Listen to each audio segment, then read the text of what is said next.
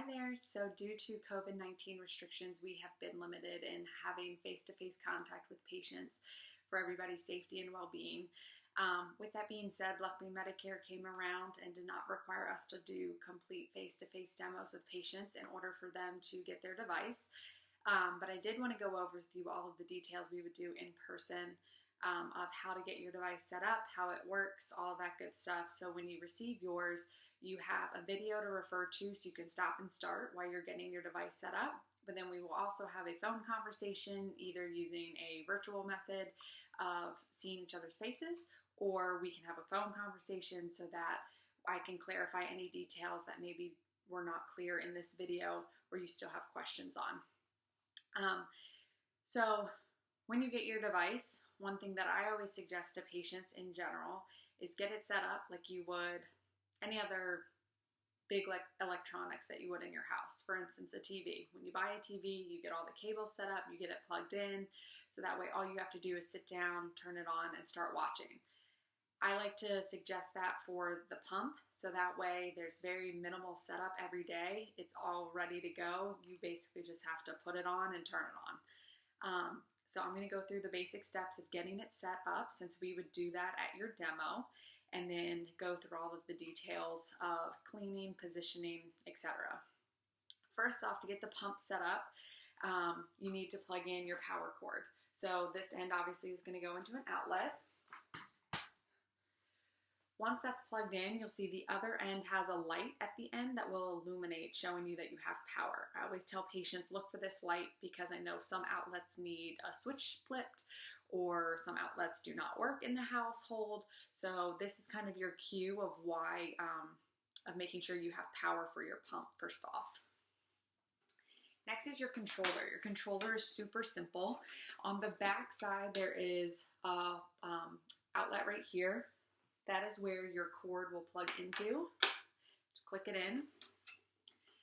On the front, there are three main buttons. So first being on, start, and pressure. What I suggest is hit the on button. You'll see two lights illuminate. Here's your time to check your pressure. You always want it set to low pressure. Once it's set to low pressure, it should stay there, but you definitely want to check on a regular basis just in case this button accidentally gets hit or pressed and it switches it to medium or high. If that's the case, you would just click, click, click until it comes back to low. Once you're ready to go, you will hit start. One thing I get calls about all the time is patients will turn it on and then expect that it's gonna automatically start. Turning it on does not start the therapy. So you turn the machine on. Once you're ready to go, you have to hit start, and that's what will trigger the machine to start working, and you'll hear that. So I'll show you that in a second. This is very simple though. So I always say once it's set up, you should really just be on and start, and that's it. This has a 60-minute timer set in it. So when you hit start, it will start the timer of 60 minutes. Once that's over, it will stop and switch to a vacuum mode where it will start deflating the garment, which takes, depending on the length and size of the garment, anywhere from like 5 to 10 minutes. But this does have that timer in it for you. If you are doing a shorter period of therapy, not 60 minutes, you would have to manually turn it off. But I'll go through that detail in a second. Next is your garment. Getting your garment set up is also super important. This keeps things very simple for you as the patient when you go to use it. I'm going to utilize the arm garment because it's smaller, so I can get it into my screen for you to see. If you have a leg garment because you're a lower extremity patient, same concept. It's just obviously going to be shaped like a leg and much longer. When your garments come in your box, they will come unzipped, so they're going to be nice and open. There are two sides. This is like getting a jacket zipped up. You have your toggles on one side, a black toggle and a teal toggle, and then you have where you're matching, where you're getting it zipped up. You have two options, a number 1 and a number 2. This is all based on garment size. So when we take your measurements, it generates a zipper configuration so that the garment is fitted to the girth of your limb. Now, another thing I always tell patients, when you get it zipped up, this will look nice and big. This makes it very easy for you to put the garment on and take the garment off. Think very different than a compression sleeve or a compression stocking. Those have to be fitted to your legs so they go on really tight. This is going to fill with air, so it does not need to be tight when it goes on. In your box, there will be a stack of loose papers. One of those papers says your prescribed treatment. On that paper, it'll have your name, your date of birth, and then it will have the limb that we're treating with a color and a number. So, for instance, since this is an upper extremity garment, I'm going to say left arm, and we're going to say teal number 1. That's what my paper would say on the your prescribed treatment. So, I'm going to take the teal toggle and match it to number 1. Do this off of your limb. Don't try to do it and get it zipped up on your arm. It's too difficult. Plus, it'll limit you having to bend and all that good stuff. So we're just going to take it, and I'm going to take the teal toggle, number 1,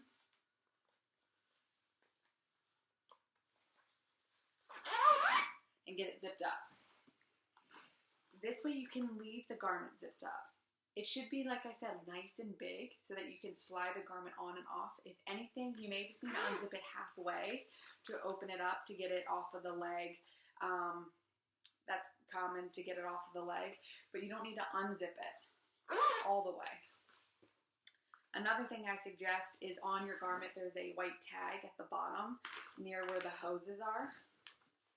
On that, write your color and your number. So that way if you unzip it to clean it, whatever the case may be, and you have thrown those papers away that tell you what color and number for your arm or leg, you have it written on here. So for instance, in this case, I would put teal number 1, and that would be my reminder of what color and what zipper number I'm going to match it up to.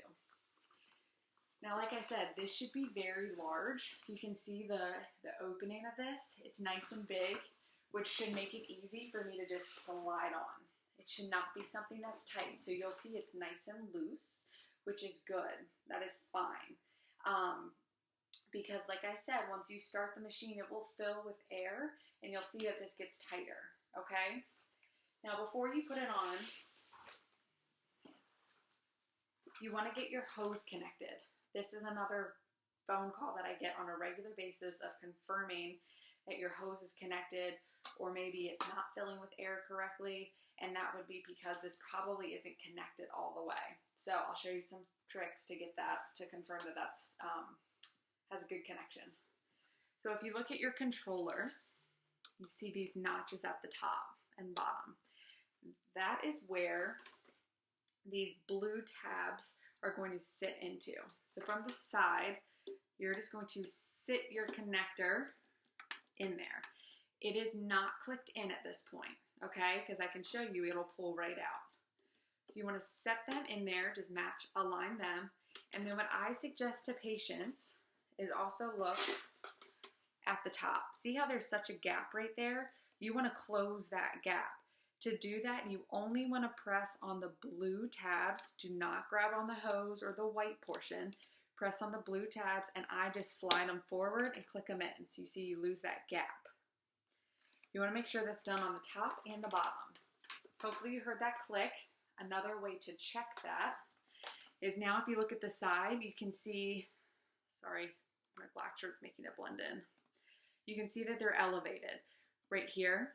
If they're not clicked in, these are not elevated. So these are your eject tabs. So what you want to do is you want to click them in and check to see if those are elevated, if you can kind of get your finger under there. But also if you look at the top again, you'll see there's no gap right here. It's nice and connected. Also, if you pull on it, it's not just going to come out. Once you get that connected, leave that connected. Because like I said, a lot of patients struggle with that, especially if you have any like arthritis or weakness in your hands. It's sometimes hard to get clicked in. So if you get it clicked in, leave it clicked in, and that way you don't have to worry about undoing it on a regular basis. If you were doing one limb at a time, being just your arm or just one leg, you're going to plug this directly into the controller. If you are doing both legs at the same time, you are going to use a Y connector. This has 2 ports on it. So what you would do is this connector would hook into the controller, and then each leg garment would hook into one of these ports. So for instance, right leg, left leg. You cannot do one leg at a time using this connector. If one leg is plugged in and one port is open, it's pushing air out of both, and your garment will not inflate correctly. So what I tell patients is 2 legs or 2 limbs, 2 ports, 1 leg or 1 limb, 1 port right on the controller. So that way you know if you need the connector or not. Now, like I said, once you have your garment zipped up, you pull it on. Just pull it all the way up so you're comfortable and just kind of hold it there. For instance, if your legs, you're going to pull it up to as high on your thigh as you can, making sure your toes are still covered. And then once you're ready to go, all you're going to do is hit start.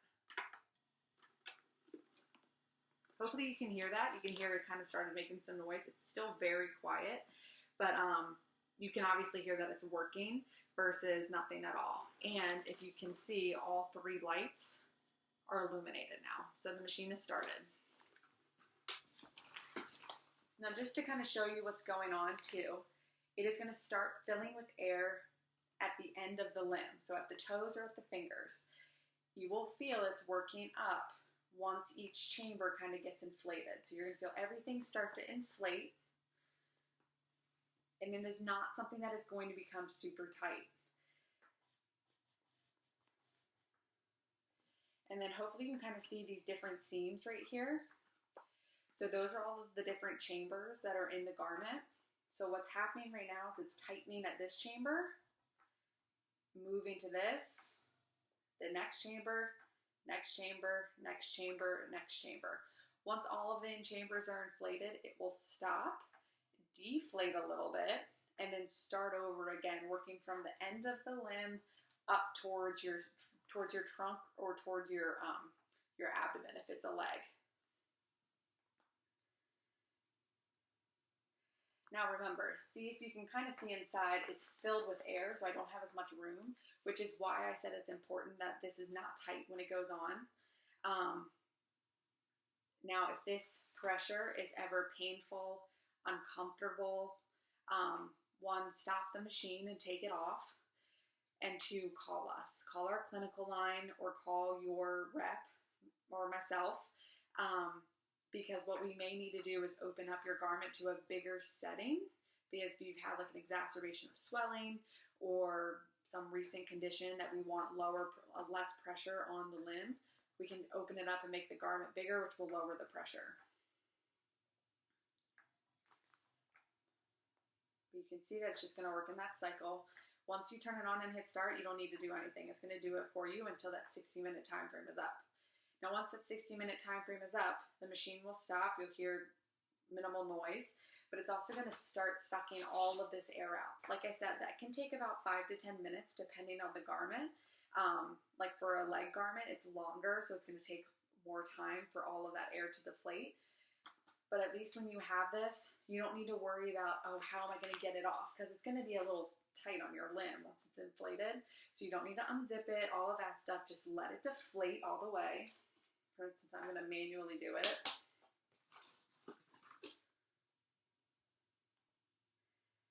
So hopefully you can see it's getting baggy, and you can see I'm getting more room around my hand. And then once it's deflated enough that you can just slide it off, you're good. You're done. So that's going to be, like I said, an hour. Now some just housekeeping that we need to do for the pump itself is once you're done your therapy, like I said, what I would do is just turn it off and then leave it connected and set up. So that way your garment is ready to go for the next day. So when you come back, you just put it on, turn it on and hit start, and you're ready to go. You're all set up. Now, positioning wise, if you're an upper extremity patient, you do want your arm elevated. One thing I suggest is you want your elbow and your shoulder within the same plane. So you don't want your arm down because of gravity.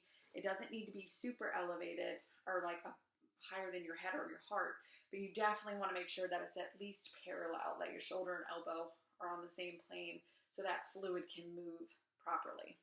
For your legs, you want your legs elevated as well. So, you know, if you can be laying on like a couch, kicked back in a recliner with your legs propped up, laying in bed, those are going to be optimal positions.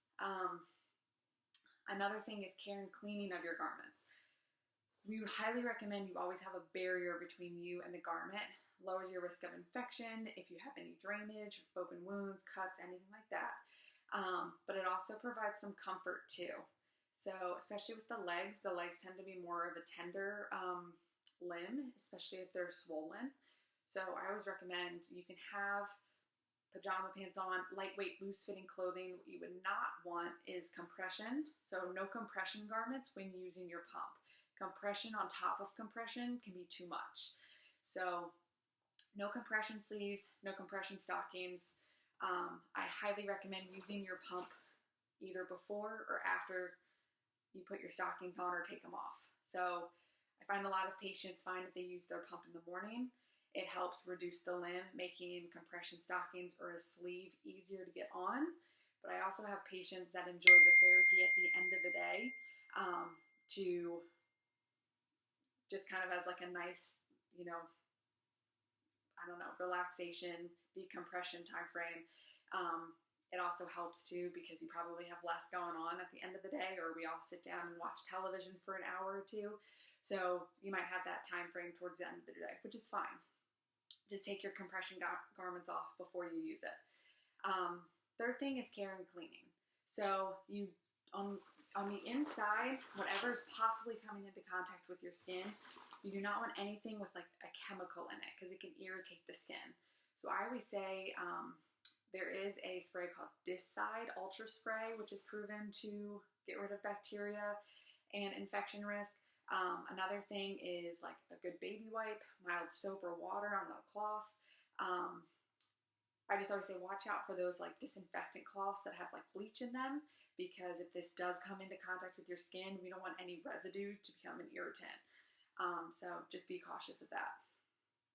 Other than that, you will get a DVD, a user guide, a stack of papers that will have like your emergency planning, your patient bill of rights, all of that stuff in there in your box. I highly recommend going through that and reading through it so that you know what customer service information you have, our clinical numbers in there, our customer service numbers in there. So if you ever need anything, definitely go to those because that has a lot of good information.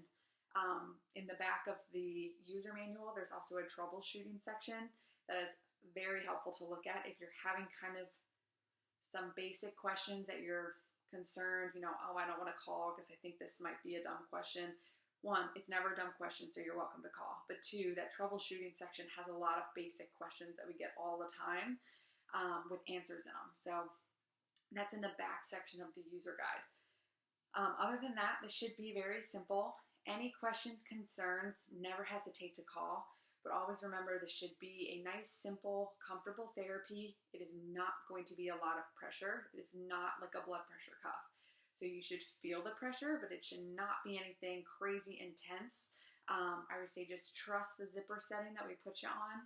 As long as you're feeling it, it's doing its job. But remember, it should never be painful or uncomfortable. Or if you have any health status changes, feel free to call us, and that way we can confirm using the pump is still a good thing to do at that time based on your clinical state. Any questions, please give us a call, and hopefully this video was helpful, and we will talk soon. Thanks.